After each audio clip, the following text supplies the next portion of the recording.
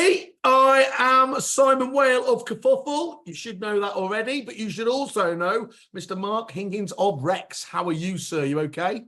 I'm good, thank you, Simon. How are you? Good. Yeah, not bad. It's all quite busy at the moment, which is lovely, isn't it? Which is great to see. But as usual, you guys are especially busy. Lots going on there that you've sworn me to secrecy. So, I always honor an NDA, so I'm not going to say anything there. But I'm really interested today. We're going to have a really, really short, sharp session here today, talking about how do you grow your business? How do you utilize your CRM to actually achieve that? And it goes without saying that that's what everybody's looking for. What I think is there's a staggering lack of detail about how you actually deliver on that. And we were having a conversation the other day, weren't we, about some of the areas and some of the ways that Rex does a really, really strong job on that. So do you want to just kick us off with that? Because I think it's fair to say, isn't it? That's what, when you're sat in demos, as I was in the past when I was relevant, that would be the plan. That would be what the owner was aiming towards. And it was just how do you get there? Where do you start? How does Rex help you in that respect, Mark?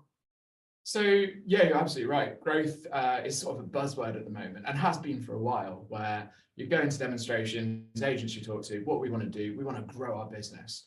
But looking at the strategy and the tactics behind that, I'm not sure that many agents who come into a CRM demonstration actually know what we're going to do to grow our business and how a CRM could possibly help them do that. So if you want to grow a business, or want to grow an estate agency, there's three basic ways in which you're going to do it. So first one is you're going to try and sell more properties or let more properties than you did last year. So that means doing more or less more of what you have been doing over the past 12 months. Yep. Second way is upping your average fee. But that doesn't just start from going and sitting on a sofa, doing a market appraisal and saying we're going to be charging, our fee is 1.75% when last year is 1.5%. So it doesn't just start there. You actually have to do every single bit of marketing communication over the last 6-12 months to get yourself into a place where you are positioned as someone who is a higher fee agent. That perception of you becomes that person's reality or that vendor's reality and enables you to confidently have that conversation. So you can't do that just by going in and charging an additional fee. Well, you probably could, but it's going to help to have all of that communication that's gone through before that. And then the third way is increasing auxiliary services. So do you have a letting side of your business? Are you charging, are you getting referrals for surveys, for anything you can possibly do to optimize the lifetime value of that customer to you as an agency? And for us, and as a CRM provider, we will help in all three facets. So we'll help you be able to get to be more efficient and more productive on operating the way in which you have done for the last 12 months.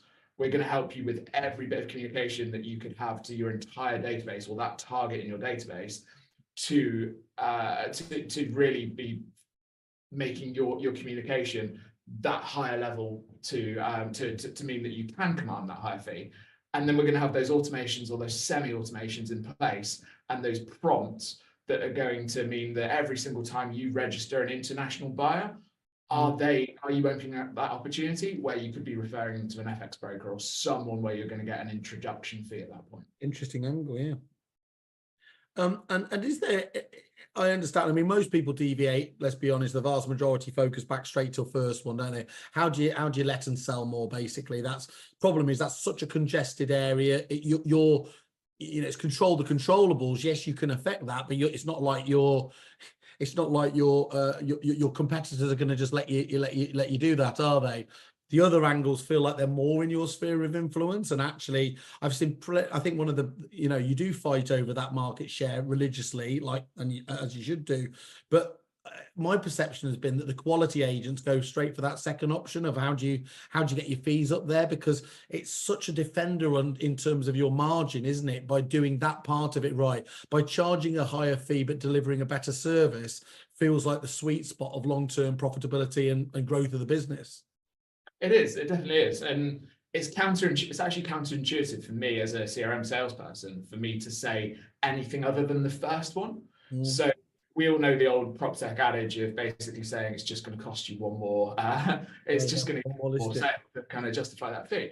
But we can be saying, look, here's it's something that's quite measurable. In the time it takes you to do X in your current CRM, you could do X times 2 in Rex or your new CRM. So it's really easy for us to actually talk on the efficiency and productivity, but that's not really where the super gains are that you're going to have as a business. You can do a little bit of that, and we'll definitely talk on that.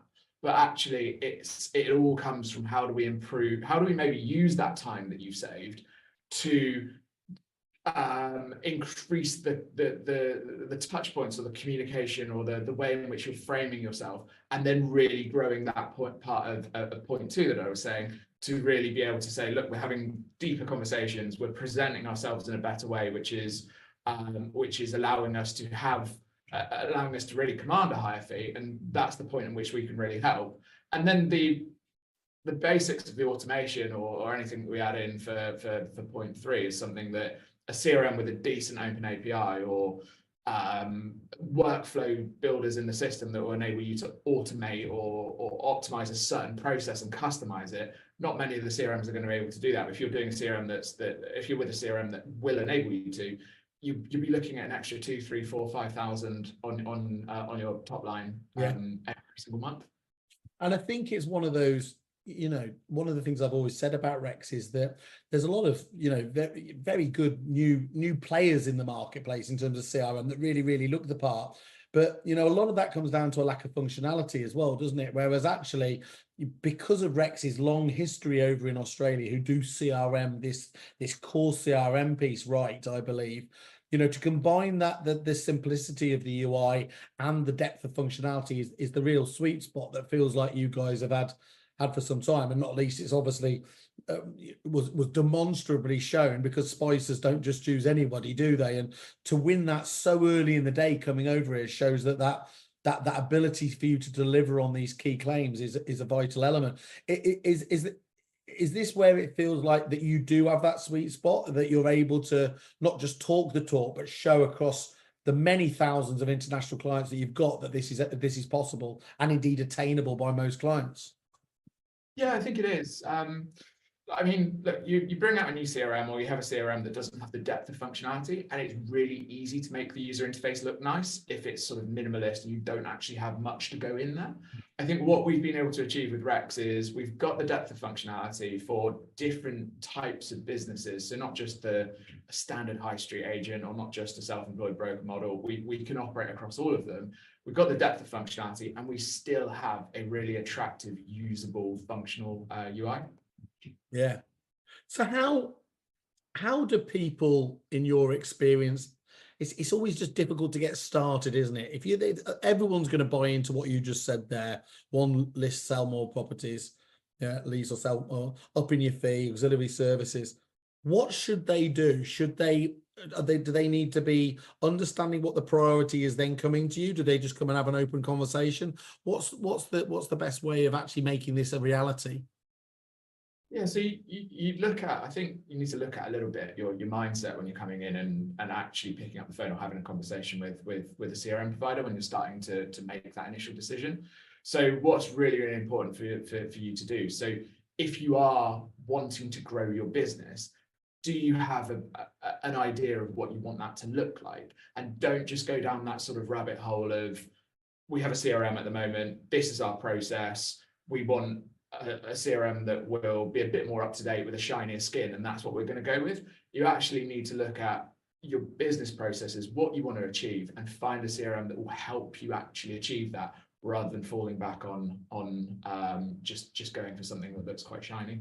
Because that same but a bit better is a real challenge, isn't it? I mean, and that's where a lot of us, I think one of the other things is you don't probably want to challenge yourself to go for too much change, do you? A lot of the time it feels like some of the systems you think out there, I think that's quite exciting, but it's going to be such a step change in terms of what we do that makes it very difficult to make the conceptual leap on it. But I keep coming back to it though. CRM is just it's far too important, and for ages it's focused on the pretty mundane sort of boring stuff here, but at its absolute core, the reason why I think anybody accepts that the CRM systems have to be the foundation of your tech stack in your business is because it should be able to take you forwards on this path. Yeah, it's the most central tool to your business. And look, if you want to do the same, but just a little bit better, that's absolutely fine. It still means that you're progressing. But if you really want to kind of look at some of the differences in estate agency in the last 5 years and how systems have moved forward, we're not just focusing on the transaction anymore. We are focusing on that entire relationship, that entire, for want of a better term, a life cycle sort of thing. And that is the way that estate agency is going, and that's the way that CRMs are helping to guide that. And so look, going with a system that you've had for the last 10 years but with a slightly shinier skin, you're probably going to do the same, slightly better, a slight incremental change. But if you are wanting to really shape what your business is going to look like for the next 10 years, that's when you take that, I wouldn't say take a risk, but that's where you make that jump and go to systems that are really going to help get you at the forefront of estate agency.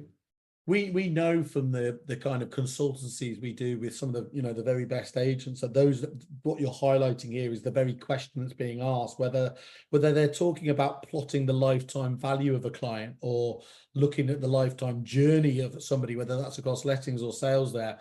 That's what people are looking for that next package now, because famously, you know, the last thing you want to be doing is jumping around CRM systems. I mean, you don't want to jump around any system if you can possibly help it, but given the disruption, given everything else, these are typically 5 to 10 year investments. And if you're going to if you're going to back the wrong horse, you're just kicking that can down the road, aren't you? If you're not really going to make the, you know, suss out. So I think you have to understand is what is that medium long-term vision look like for the business? Can you do it with the amount of people that you've already got there? Can you do it with the tech you've got? And if not, then a first port of call clearly needs to be someone like yourself to have that, you know, have that exploratory conversation.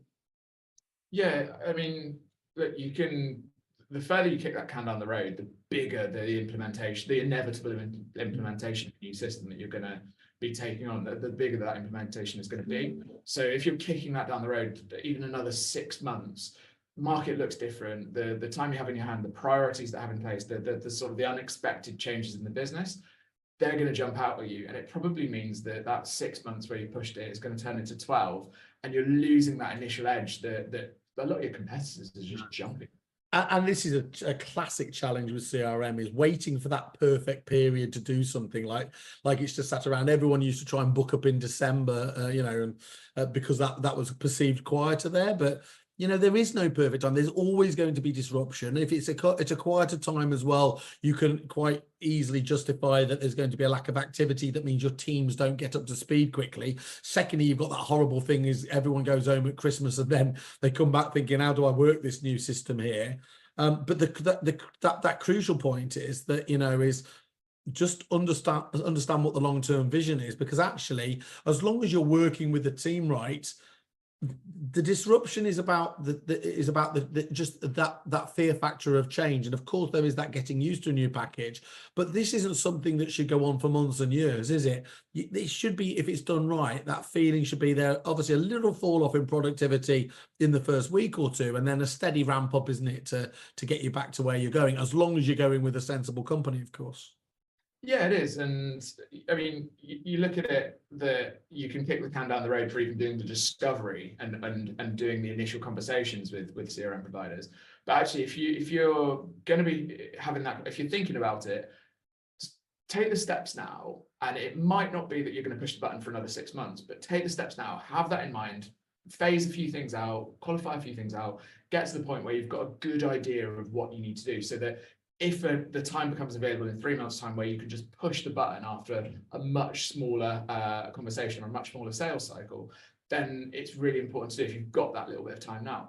But the implementation, as you're saying, it really isn't as painful as potentially it was a few years ago, or what's maybe made out.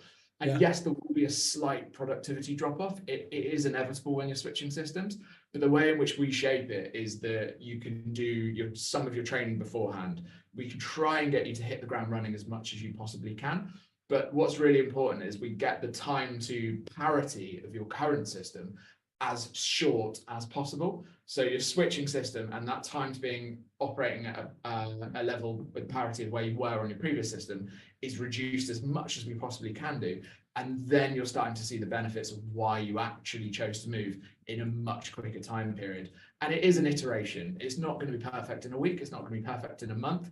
But 6, 9, 12 months from now, even probably even shorter, you're going to start seeing the real incremental differences that just didn't exist in your previous system.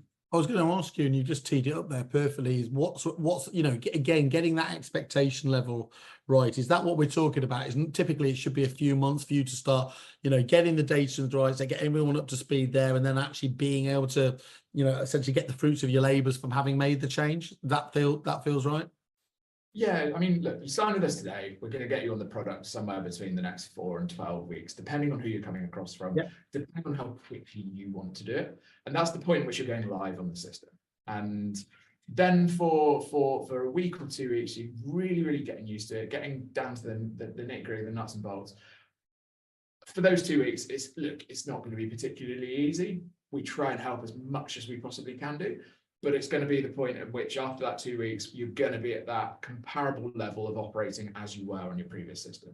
And then it's the journey over the next 2, 3, 4, 5, 6 months in which you are just ramping the activity or ramping what you're able to do with the new system, discovering all these exciting things that you didn't really even think of during the sales process that are really going to be those sort of known unknowns that are going to be helping you. And then you look at it six months from now, and your business is a completely changed business than where it was 6 months ago. And over time, because of the customization, because of what you're able to develop in Rex, and because what we're developing, you're going to be growing incrementally and iterating on everything that you do over your time period with us. And of course, not making a decision is actually making a decision in its own right as well. And of course, to see the goal of what you can achieve in a system like yours, that opportunity cost of not making that decision earlier is only going to get worse. You're literally leaving money on the table, aren't you, by not being able to do that? Yeah, we focused a lot on the sort of return on investment and what's our return on investment with going with the new CRM. What you really need to look at as well is your cost of inaction. What are you costing yourself if you're not making this change? What are you costing yourself if you're waiting 3, 6 months for doing this when you could be making the jump, getting your team on the system, learning the whole system, operating at a much kind of greater level than you are at the moment, and that cost of inaction is something that is often not considered. Excellent. Well, I think it's great that there's somebody talking the talk on this, because ultimately this is where everyone, regardless of looking at the more defined functionality, that functionality leads to being able to grow the business and ultimately you can only outperform the competition unless you've got the very best people by being more productive, and CRMs have to be the driver of that, don't they? In most bits, everything else tends to be around the edges. As far as I can see, what's the best way, other than obviously going on the fantastic the biased Kerfuffle website, having a look at obviously your landing page and everything else? Do they get in contact with you and just have this exploratory conversation, and you could talk them through what you're learning from all of these clients? Yeah, we've grown our sales team in the last 3 months by 3 new people, I think, and we've increased our headcount in the UK by about 44%. So I think a massively important story, actually, isn't it? Because a lot of people get very concerned about the fact that, well, these international companies, are they going to be around? Are they, am I going to be dealing with sort of weird time things? Rex from day one, and probably because of some of the caliber of clients you've got, have massively believed in that feet on the ground over here as well, haven't they? Understanding the local market, local support, but with that brilliant element, which you can't ignore, of actually you get the follow the sun support then, don't you? Because just as we're stopping over here, your team in Australia as well picks up as well, don't they? Which, that's actually... That's far better. As for a business critical system like CRM, I'd be flagging that as a massive benefit. Yeah, and we'll hold our hands up. We got it wrong to start with. We didn't have local support to start with, and I think that stuck with us a little bit too much. But we've had a full-time local support team in the UK now for the last 3.5, almost 4 years. Yeah. That team is growing exponentially. We've got great customer satisfaction scores. But yeah, as you highlighted there, as soon as the UK team go offline, the Australian team are picking that up. So where else do you get 24-hour or close to 24-hour support? What other CRM can do that? It's right. And look, you spoke about the clients. I think you've got the, Ben Madden's on board as well. You've got your Sean Newmans using the software as well. So, I mean, these are all heavy hitting, forward thinking agents that they've been around the block. They know exactly what the systems can achieve. So almost you can go almost justify, them having been not the guinea pigs, but have put in the hard work as well, testing it and making sure this works for the local marketplace. And as you said there, given all that resource you have back home as well, driving the product further forwards to enable you to grow your business is a nice tick in the box, as they say. Yeah, and we have some phenomenal businesses on board, as you mentioned, sort of Sean Newman's business, Ben Madden's business, and what's happening. And I think what's happening on a macro level across the market is those great businesses are getting a lot further ahead and widening the gap between those average businesses. The best are definitely getting better, aren't they? That direction of travel is just so easy to see. Whether you're looking at these market data stats and everything else there, that's what do they call it? The 20% or whatever it is. It's such a truism that it's pushed forwards, and understandably, unless you can systemize that and you can get those efficiencies into your business, it's not really going to come from anywhere else, is it? No, they're constantly evolving. That's the main thing they do. Don't just sit still, constantly evolving, assessing their tech, having good conversations with you, for example, and making sure that their tech stack looks right. And they've landed on, a lot of those businesses have landed on Rex. And look, it's not going to work for absolutely everyone. There's no one size fits all in CRM, but these businesses that we're working with and the general kind of makeup of our client base are phenomenal businesses who are accelerating and pushing the boundaries. Well, as you gave me a shameless plug there, I'm going to jump straight into that open door. Do remember, everybody, we love to jump on, obviously, tech stack reviews with people. We sit down, look at what's not working for you, help out where we can do, and look at, obviously, where we can find solutions like Rex out there that feels like, that you're such a special point now in terms of you've got a really great foundation in the UK here. You've obviously got the massive Australian business as well, and just ready to push on with that at a rate of knots. And, looking at this kind of thought leadership piece today about growing your business, everyone needs to have on their agenda, and asking the question, if your existing providers aren't being proactive about this, are they the right long-term provider for you? Yeah, you're right. Absolutely. You're going to agree with me on that, because I'm 100% going to agree with you on that. And answering your earlier question, we've grown our sales team. If you want to reach out, you can do so via the website or drop me a message on LinkedIn, or obviously go through Simon. And yeah, just magic. Be curious. Well, as I said, I alluded to it before. I know we've got some massive news coming out shortly as well. Very exciting for you guys. But for today, I think we've got enough as well today. Thanks, Mark. Thanks for the Rex team there. Look forward to catching up with you in the future. Cheers, Simon. Cheers.